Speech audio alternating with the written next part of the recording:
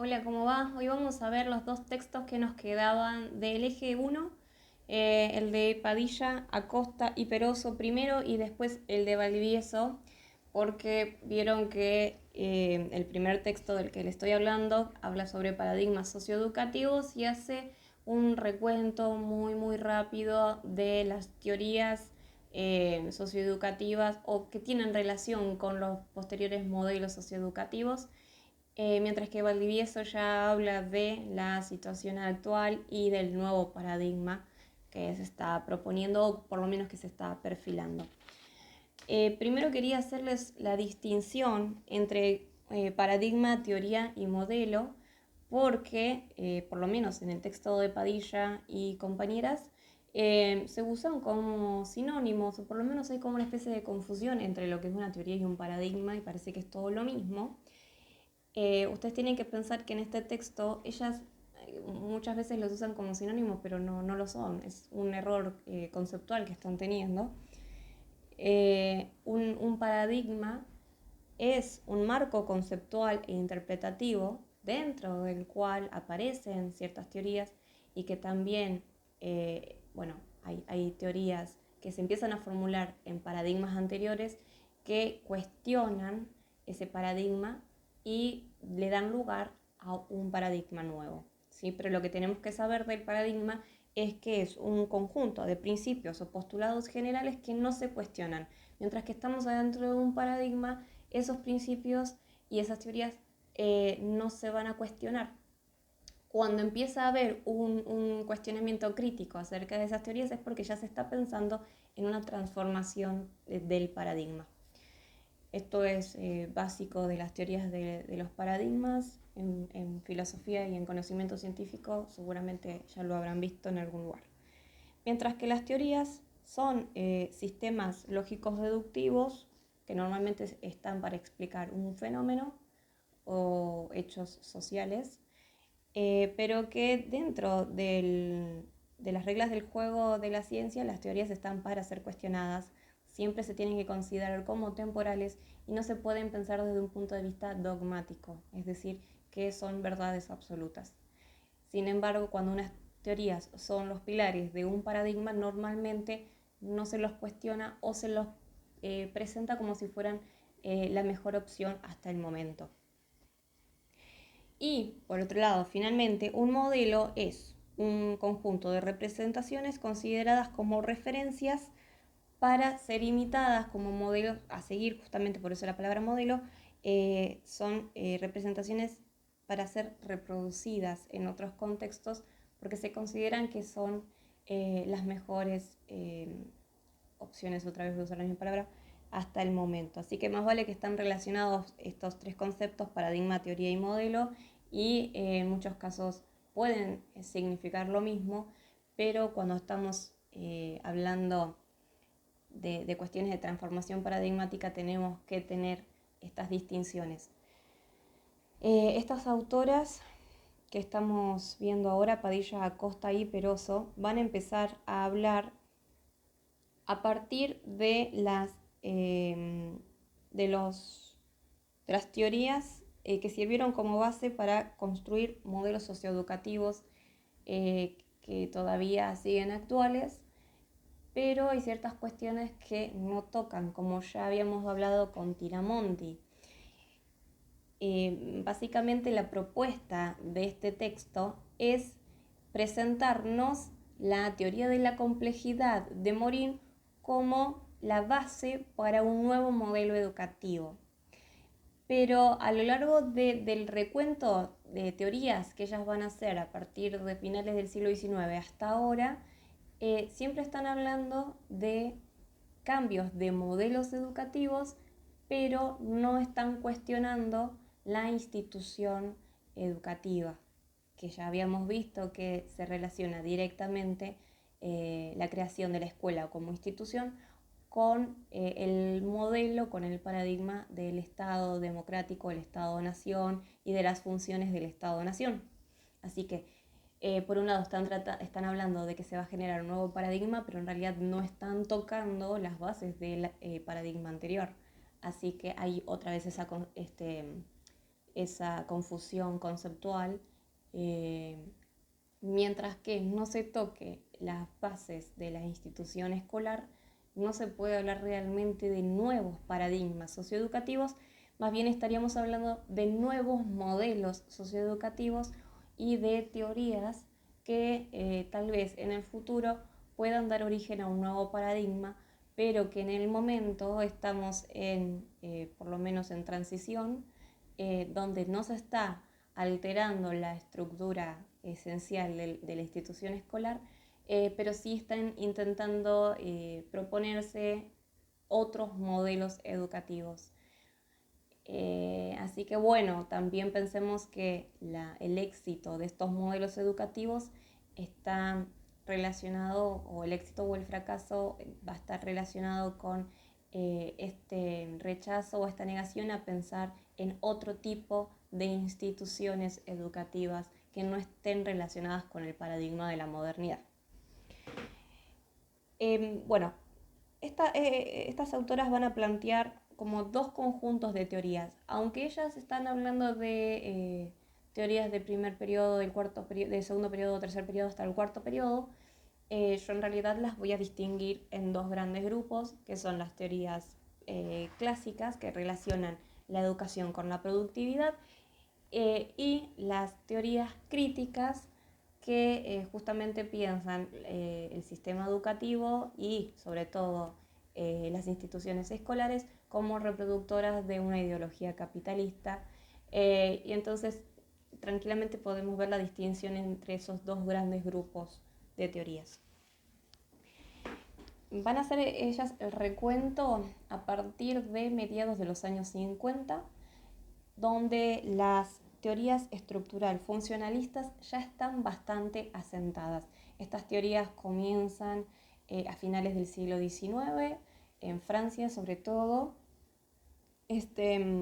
y van a ir desarrollándose a lo largo del siglo XX, pero ellas van a tomar como un momento muy visible de esta teoría la propuesta de Talcott Parsons del paradigma ágil, que es dividir a la sociedad en 4 subsistemas: el biológico, el cultural, el social y el de personalidad, y cada uno de estos subsistemas iba a tener una función. Justamente el paradigma funcional estructuralista piensa que la sociedad es un gran sistema o una gran estructura, y que a su vez está dividido en sistemas con funciones cada vez más específicas que se relacionan entre sí para generar equilibrio y armonía, y que ese equilibrio y armonía todo el tiempo se está quebrando debido a la acción irracional de los individuos.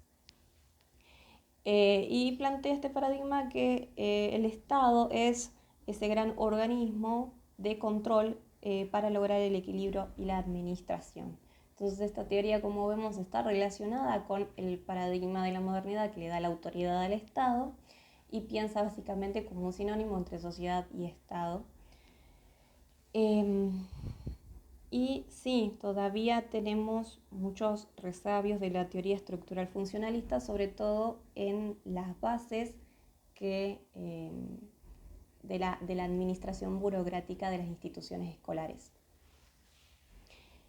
Después, más adelante, van a aparecer las teorías del capital humano, que ahí sí realmente es un vínculo directo entre educación y productividad económica, y acá sí se plantea un modelo socioeducativo concreto, porque la educación es pensada como una inversión para provecho material. Es decir, que lo que hay que desarrollar en un país es el capital humano, o sea, el conjunto de habilidades, destrezas, capacidades para realizar tareas específicas que tienen los miembros de una sociedad, y entonces se realiza una ecuación donde se piensa que a mayor nivel educativo, mejores van a ser los trabajadores, y eso se va a traducir en un mayor crecimiento económico. Así que se piensa la escuela principalmente como, no como transmisor cultural y de apertura crítica, sino de desarrollo y de desarrollo económico principalmente, ¿no? Como una inversión hacia el futuro, como si fuera una empresa. Estas teorías, desde una perspectiva economicista, sí estuvieron muy relacionadas con los modelos socioeducativos cuando se estaba pensando en el desarrollo de los países a nivel económico, obviamente. Ya a partir de los años 60, sobre todo en los años 70, aparecen las teorías postestructuralistas, postmodernistas, y está lo que se llama el giro lingüístico, el giro interpretativo, y ahí podemos hablar de que hubo una especie de cambio de paradigma, más o menos, o intento de cambio de paradigma, pero tal vez en ciertos términos sí, pero en otros no, porque las bases paradigmáticas de la modernidad todavía seguían vigentes, y estas teorías solamente aparecieron para visibilizar, para reflexionar y para criticar ciertas cuestiones negativas del paradigma, pero todavía no lograban una transformación. O sea, ya se empieza a pensar en cuestionar las teorías anteriores, que eso es el primer paso para un cambio de paradigma, pero no se ha pasado del cuestionamiento. Las teorías más importantes en este sentido son las de la nueva sociología francesa, con Bourdieu y Althusser. Ustedes seguramente ya leyeron a Bourdieu un montón sobre la sociología de la educación de Bourdieu, que es sumamente importante, todos los textos que escribió al respecto, y sus teorías realmente empezaron a enfocar la educación desde una perspectiva diferente, pero otra vez esto es muy difícil que se pueda traducir en propuestas claras, en modelos socioeducativos, en cambios de curriculares, porque siempre quedan en el plano teórico, como ya estuvimos hablando en clase. Bourdieu va a acuñar el concepto de capital cultural en la escuela. Va a hablar del campo de la educación, y que dentro del campo de educación se encuentra el campo escolar y el campo de la socialización familiar. Ahora el que nos interesa principalmente es el campo escolar, y él va a decir, no solamente él, sino bueno, es representante de estas teorías, pero son teorías que se vienen manejando en este momento.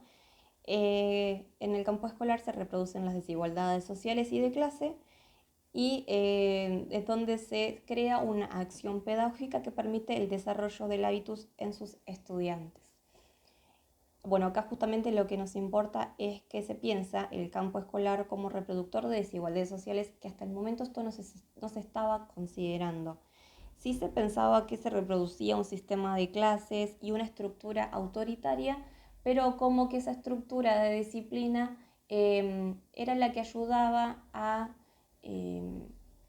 que los obreros del futuro se adaptaran al entorno laboral.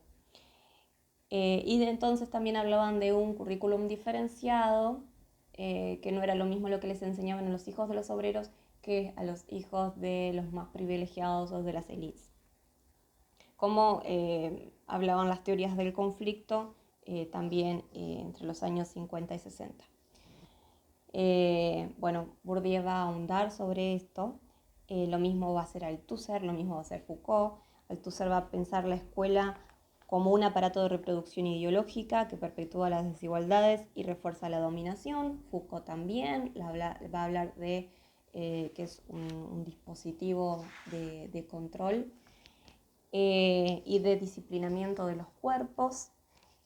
Y entonces, bueno, estas teorías de la nueva sociología se inscriben dentro de un marco general de teorías de la reflexión crítica, que empiezan a tener una percepción más bien tirando a negativa de la institución escolar, porque como son teorías todas de corte neomarxista, siempre hay una crítica a la estructura de clases y a al mantenimiento de las desigualdades de clase, y hay una crítica a la cultura capitalista, ¿no? Entonces, las teorías de la reflexión crítica para pensar que la escuela reproduce esta cultura capitalista y que no coincide con la realidad cultural de muchos estudiantes, así que es una imposición cultural, y la idea ¿cómo se dice?, de fracaso escolar va a estar relacionada directamente con la imposibilidad o la dificultad de ciertos estudiantes de adaptarse o de adquirir esta cultura capitalista. Entonces, la institución escolar es un dispositivo que genera violencia simbólica al intentar imponer culturalmente ciertas pautas y parámetros que no corresponden al entorno sociocultural real de los estudiantes. Y por eso los clasifican en niveles de éxito según esa capacidad que van a tener los estudiantes de lograr asimilar y reproducir esta cultura. También estamos pensando que estas teorías son bastante viejas y hay cosas que nosotros ahora podemos criticar, pero no hemos podido pasar de acá. Todavía se siguen leyendo textos que siguen tomando a Althusser y a Bourdieu como si fueran las grandes novedades, y ya pasó más de medio siglo. Lo mismo podemos decir acá en Latinoamérica, también nuestras nuevas versiones de las teorías neomarxistas críticas, que son las teorías de la educación para la liberación. Ustedes ya me estuvieron contando que no hay carrera de educación que no haya tenido que leer a Freire, por ejemplo, pero es como bibliografía obligatoria, pero nunca se propone realmente que haya un proyecto basado en las teorías de la liberación. ¿Por qué? Porque las pedagogías de la liberación son propuestas políticas ideológicas para la transformación de la sociedad. Entonces, no puede haber una propuesta realmente de cambio, de transformación social desde esta postura política ideológica neomarxista crítica, cuando la institución escolar sigue siendo exactamente estructurada de la misma manera que se hacía hace un siglo. Bueno, para resumir, la pedagogía de la liberación visibiliza nuestra posición de dependencia de los países latinoamericanos. Entonces hay que utilizar la educación y el sistema educativo para producir esa liberación e independencia, y fomentar la conciencia crítica del individuo para que se libere del sistema opresivo, posición activa del sujeto frente al conocimiento, contextualizar el contenido al sujeto y contexto social, en fin, supongo que ustedes ya lo estuvieron viendo. ¿A qué voy con esto? Que lo digo muy rápido porque se vuelve para nosotros ya un cliché hablar de estas cosas. Decimos fomentar la conciencia crítica del individuo, es como un objetivo normal, default, que ponemos cuando planificamos. Ya no significa nada para nosotros, eso está vaciado de contenido. Se han integrado las teorías de la liberación, las teorías críticas, las teorías de la resistencia, se han integrado a nuestra bibliografía de formación docente, pero justamente para aplacarlas, para no hacer nada con ellas. Al integrar estas propuestas dentro de nuestro sistema de formación, que está estructurado todavía con la idea de la reproducción de la sociedad capitalista, una de las acciones, de los mecanismos del capitalismo es integrar a la disidencia para que se convierta en parte de lo mainstream. Así que cuando hablamos de paradigmas de la inclusión, por ejemplo, y se puede hablar de eso, de la inclusión y de la diversidad y la multiculturalidad de una forma que parece que es ahora el nuevo modelo a seguir, el nuevo paradigma, bueno, es porque ya ha sido integrado, ya ha sido reinterpretado, ya ha sido convertido en contenido para poder ser reproducido tranquilamente dentro de la sociedad capitalista sin que trastoque sus bases.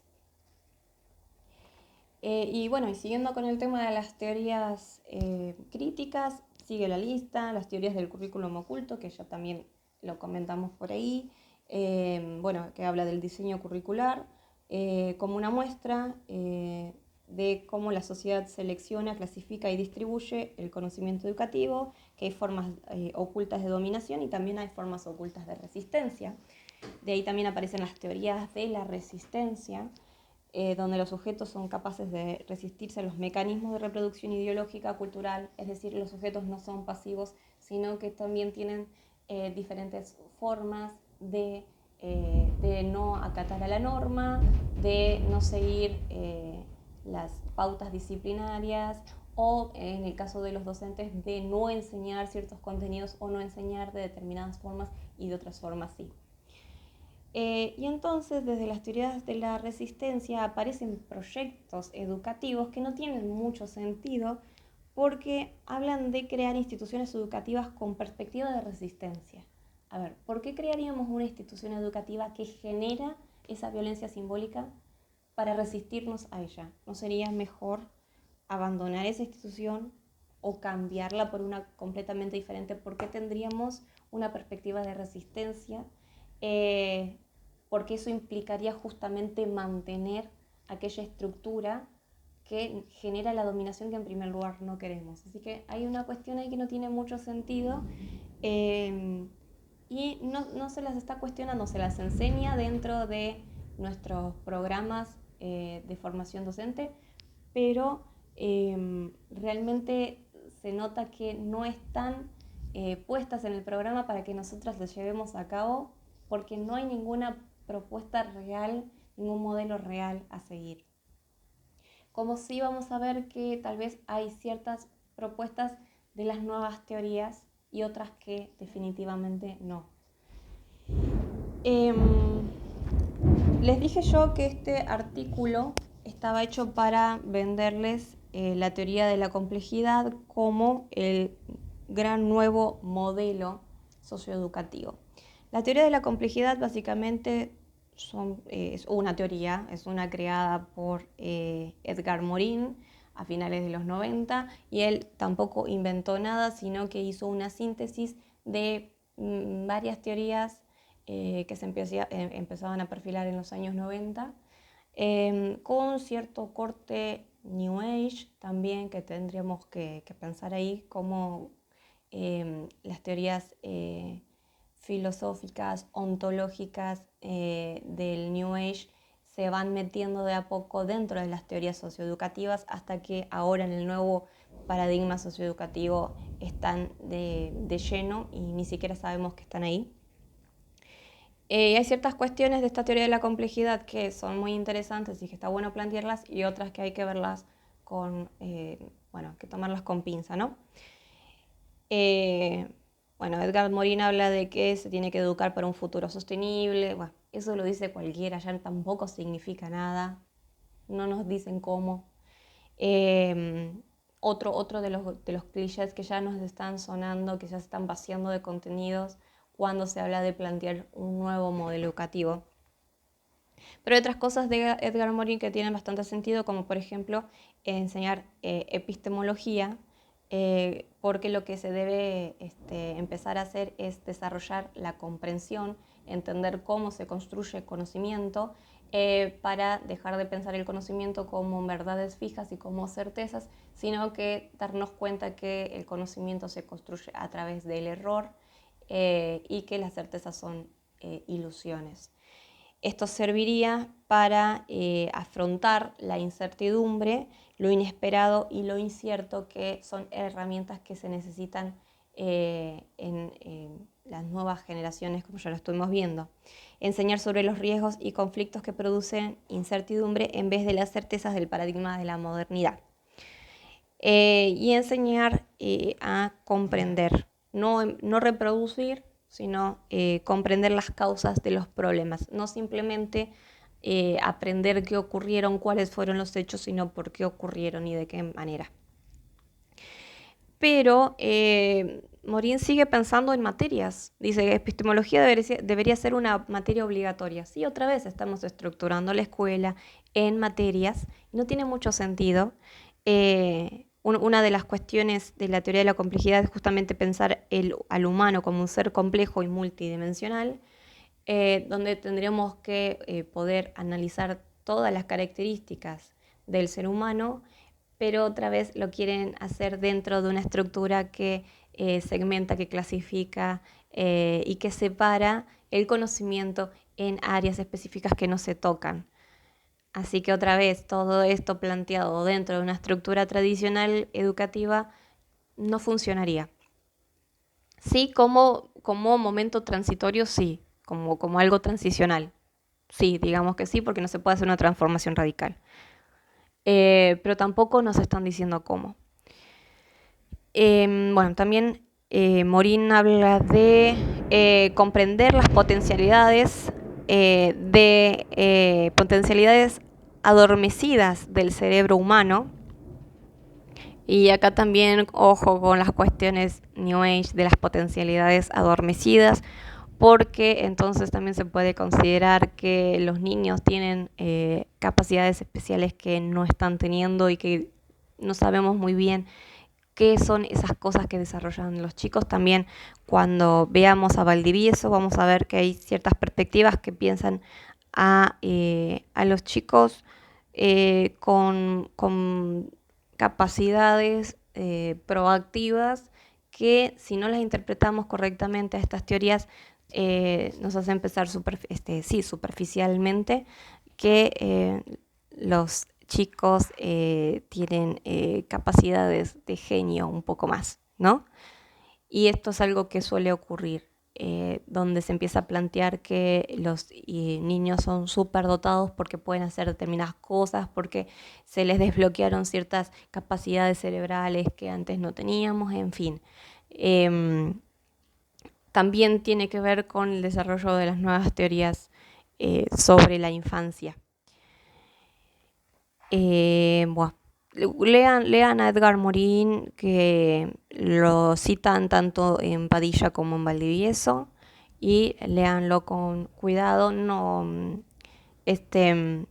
obviamente no lo vamos a estudiar en profundidad como autor, pero sí para que vean que se lo está tomando desde muchos lugares como la cabeza del nuevo paradigma socioeducativo. Y bueno, no estamos bastante seguros de eso. Es como que son planteos y principios generales, pero no hay ningún marco de acción y son todos bastantes conceptos en la nebulosa que suenan bastante bien, pero que en la realidad todavía no se saben cómo llevarlos a cabo. Y todo el tiempo estos textos están terminando, sus conclusiones son que es necesario visibilizar las contradicciones e insuficiencias del paradigma clásico. Pero se viene haciendo esto desde mediados del siglo XX, con las teorías críticas. Lo único que hacían las teorías críticas de la educación era visibilizar las contradicciones e insuficiencias del paradigma clásico. Entonces, ya estamos listos con esto de la visibilización de las insuficiencias y es necesario plantear nuevas propuestas, y eso es lo que vamos a ver con Valdivieso cuando se plantea finalmente que las propuestas nuevas son a nivel curricular, pero que no hay propuestas de una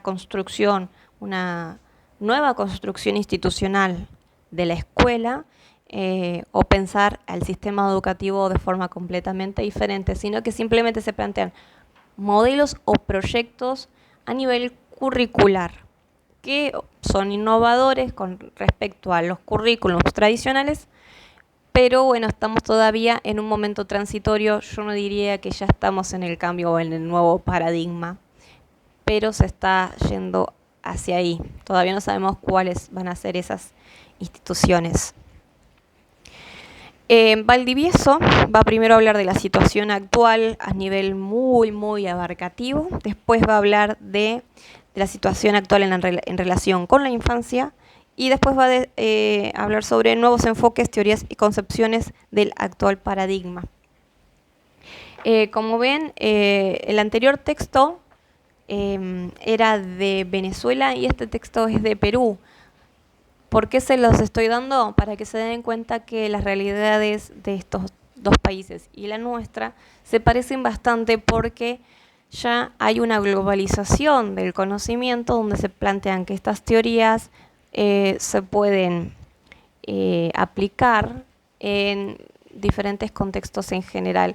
Y al mismo tiempo que las teorías están diciendo que deben ser contextuales, que deben tomar en cuenta la realidad local de los estudiantes o de los miembros de una comunidad, se tratan de aplicar modelos o conjuntos de teorías que fueron desarrollados en otros contextos diferentes. O sea, otra vez estamos en la contradicción. Valdivieso va a hablar de la situación actual en general, que estamos obviamente en un proceso ya muy avanzado de globalización, donde hay un desarrollo de las tecnologías de la comunicación y de la información, que permite la globalización y este desarrollo de las tecnologías una gran relación entre los países y mucha relación intercultural. O sea, la multiculturalidad ya es una realidad en gran parte del mundo. Se piensa como paradigma la sociedad del conocimiento. Hay grandes brechas socioeconómicas entre diferentes poblaciones y hay cambios sustanciales en la estructura familiar y en la forma de concebir la familia. En relación con la infancia, ya hay un interés desde el Estado y desde otras instituciones por la educación de la primera infancia, cuando antes no era obligatoria, ahora ya se está pensando que sí, debe serlo, y que tengan más financiamiento y que se piense en políticas públicas específicas para las instituciones de la primera infancia. Al mismo tiempo, los padres demandan educación de calidad para los hijos más pequeños, cuando primero se pensaba en educación universitaria o en la secundaria o la primaria. Bueno, ahora los padres están demandando características muy específicas de las instituciones de primera infancia.